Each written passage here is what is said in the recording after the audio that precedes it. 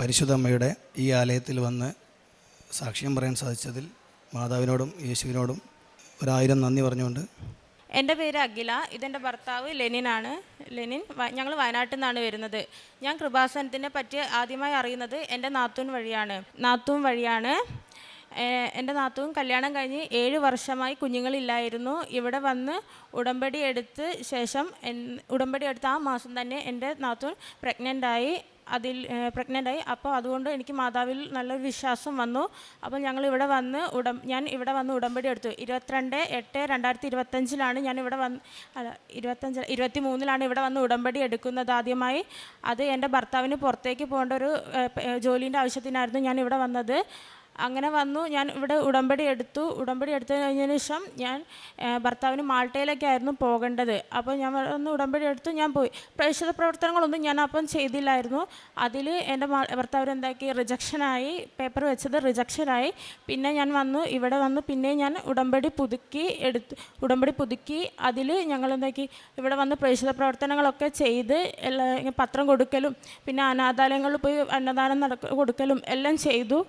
ചെയ്തതിന് ശേഷം അമ്മ മാതാവ് ഞങ്ങളെ അനുഗ്രഹിച്ചു. എൻ്റെ ഹസ്ബൻഡിന് സ്ലൊവേനിയയിലേക്ക് പോകാനുള്ള പേപ്പർ, ജോലിക്ക് പോകാനുള്ള അപ്പോയിൻമെൻ്റ് എല്ലാം വന്നു. അതുകൊണ്ട് എൻ്റെ ഭർത്താവിന് ഇപ്പം ലീവിന് വന്നു കഴിഞ്ഞാൽ ഞങ്ങൾ സാക്ഷ്യം പറയാമെന്ന് പറഞ്ഞിരുന്നു. അങ്ങനെ അമ്മ മാതാവിൻ്റെ മുന്നിൽ വന്ന് ഞങ്ങൾ സാക്ഷ്യം പറയാൻ വന്ന് നിൽക്കുകയാണ്. ഒരുപാട് നന്ദിയുണ്ട് അമ്മ മാതാവിന്. പ്രേക്ഷിത പ്രവർത്തനത്തിൽ ഞങ്ങൾ കുറേ ഇങ്ങനെ അനാഥാലയങ്ങളിൽ പോയി എല്ലാവർക്കും അന്നദാനം അങ്ങനെയെല്ലാം ചെയ്തു. പിന്നെ ഞാൻ ഇവിടെ രാവിലെ പ്രാർത്ഥിക്കുമായിരുന്നു, വൈകുന്നേരം പ്രാർത്ഥിക്കുമായിരുന്നു. പിന്നെ ധ്യാനം കൂടുമായിരുന്നു, അച്ഛൻ്റെ സാക്ഷ്യം കേൾക്കുമായിരുന്നു. അങ്ങനെ എല്ലാം ചെയ്തിരുന്നു. പിന്നെ 3 മാസം കൂടുമ്പോൾ എല്ലാ പ്രാവശ്യം വന്ന് മുടങ്ങാതെ പുതുക്കും ചെയ്യുമായിരുന്നു. ഞാൻ ഫസ്റ്റത്തെ ഇതിൽ ഞാൻ പ്രേക്ഷിത പ്രവർത്തനങ്ങളൊന്നും ഞാൻ ചെയ്തില്ലായിരുന്നു. പിന്നെ എനിക്ക് മനസ്സിലായി ഞാൻ പ്രേക്ഷിത പ്രവർത്തനങ്ങളൊന്നും ചെയ്തിട്ടില്ല. റിജക്ഷനുമായി എൻ്റെ ഹസ്ബൻഡിന്. പിന്നെ ഞാൻ പ്രേക്ഷിത പ്രവർത്തനങ്ങളെല്ലാം ചെയ്തു. എല്ലാം ചെയ്ത് കഴിഞ്ഞ് ഞാൻ മാതാവിനെ ഒരുക്കി പ്രാർത്ഥിച്ചിരുന്നു. ഞാൻ പ്രേക്ഷിത പ്രവർത്തനങ്ങളൊക്കെ ചെയ്യാൻ തുടങ്ങി. അതിൽ എനിക്ക് ഞാൻ രണ്ടാമത് വെച്ചതിൽ എനിക്ക് മാതാവ് അത് തെളിയിച്ചു തന്നു. എൻ്റെ ഹസ്ബൻഡിന് ഞാൻ ഇങ്ങനെ പോകാനായതിൽ മാതാവ് എനിക്ക് തെളിയിച്ചു തന്നിരുന്നു. അപ്പോൾ ഞങ്ങളുടെ കഷ്ടതയിൽ അവർ കർത്താവിനോട് നിലവിളിച്ചപേക്ഷിച്ചു. അവിടുന്ന് അവരെ ഞെരുക്കങ്ങളിൽ നിന്ന് രക്ഷിച്ചു. സങ്കീർത്തനം 107:13 അഖില ലെനിൻ എന്ന മകളുടെ സാക്ഷ്യത്തിൽ നിന്ന് നമുക്ക് മനസ്സിലാവുന്നത് ഈശോയും അമ്മയും കരം പിടിച്ചവരെ നയിക്കുന്ന ഒരു രീതിയാണ്.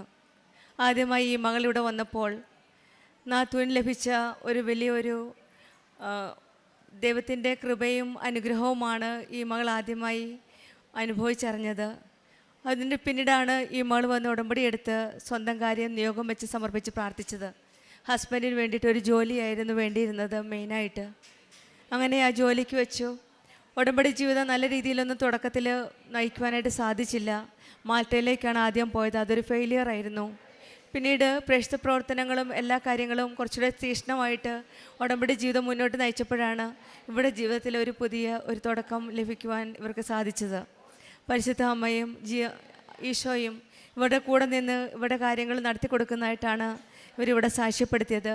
പുതിയൊരു ജോലി സ്ലൊവേനിയയിൽ കിട്ടുകയും അങ്ങോട്ടേക്ക് എല്ലാ രീതിയിലും ഒരു കുഴപ്പങ്ങളും ഇല്ലാതെ ആ ജോലിയിൽ തുടർന്നുകൊണ്ട് പോകുവാനും ഇപ്പോൾ ഈ മകൻ അവധിക്ക് വന്നപ്പോൾ ഈശോയ്ക്കും അമ്മയ്ക്കും നന്ദി പറയാനാണ് ഈ അമ്മയുടെ സന്നിധിയിൽ ഇന്ന് വന്നിരിക്കുന്നത്.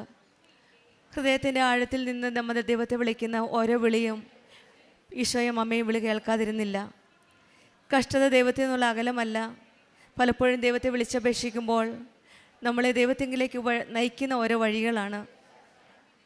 ഓരോ പ്രാവശ്യം ഫെയിലിയർ വരുമ്പോഴും കഷ്ടങ്ങൾ വരുമ്പോഴും ഇരുണ്ട നാളുകളിൽ കൂടി നടക്കുമ്പോഴും വേദനകളിലും രോഗങ്ങളിലുമാണെങ്കിലും നമ്മൾ ഈശോയും അമ്മയോടും ചേർന്ന് നിന്ന് ഉടമ്പടി ജീവിതം വിശ്വസ്തയോടെ നയിക്കുമ്പോഴാണ് ഈശോയ്ക്കും അമ്മയ്ക്കും നമ്മുടെ ജീവിതത്തിലേക്ക് കടന്നു വരാനുള്ള അവസരം നമ്മൾ കൊടുക്കുന്നത്.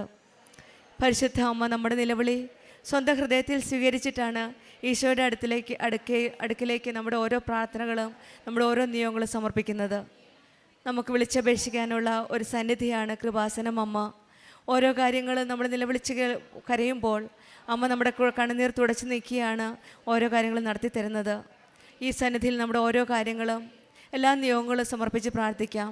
നമുക്ക് ഈശോയും അമ്മയും കൈവിടാതെ പ്രതീക്ഷയോടെ വിശ്വാസത്തോടെ കരങ്ങൾ പിടിച്ച് നീയോ ഉടമ്പടി ജീവിതം മുന്നോട്ട് നയിക്കുവാൻ വേണ്ടിയുള്ള അനുഗ്രഹത്തിനായി പ്രാർത്ഥിക്കാം. അഖിലാലിനും കുടുംബത്തിന് ലഭിച്ച എല്ലാ അനുഗ്രഹങ്ങൾക്കും നമുക്ക് കരങ്ങളടിച്ച് ദൈവത്തെ മഹത്വപ്പെടുത്താം. യേശുവേ നന്ദി, യേശുവേ സ്തുതി. അത്യപൂർവ ദൈവാനുഭവങ്ങൾ ഇനി നിങ്ങൾക്കും സ്വന്തം. ഈ യൂട്യൂബ് ചാനൽ ഇതുവരെ സബ്സ്ക്രൈബ് ചെയ്തിട്ടില്ലെങ്കിൽ ഇപ്പോൾ തന്നെ സബ്സ്ക്രൈബ് ചെയ്യുക. ഈ വീഡിയോ ഇപ്പോൾ തന്നെ നിങ്ങളുടെ സുഹൃത്തുക്കൾക്ക് ഷെയർ ചെയ്തുകൊണ്ട് കർത്താവിൻ്റെ പ്രേക്ഷിതരാകുക.